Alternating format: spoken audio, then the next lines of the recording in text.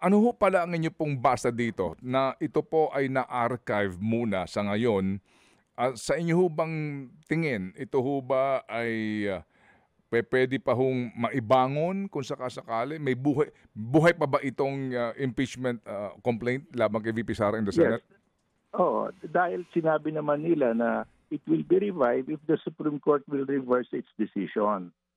Hindi naman dismissal ito archive lang ito. Mm. Opo. And then kung sakasakali po ba Justice no na magkaroon po assuming lang ng favorable decision ng Supreme Court sa mga petitioners no sa mga nag-MR at ang buhayin po ng impeachment court ang kaso, can they again with the vote of the majority dismiss the case?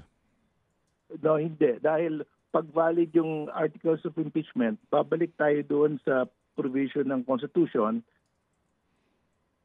trial by the Senate shall proceed forthwith. Yun ang mag-a-apply.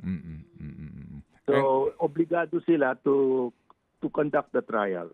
Okay, and hindi pa pwede na ang unang agenda is to vote on the motion to dismiss, ha? Hindi, dahil trial. Babalik tayo doon sa original issue na once it is signed by one-third, the same shall constitute the articles of impeachment and trial by the Senate shall forthwith proceed.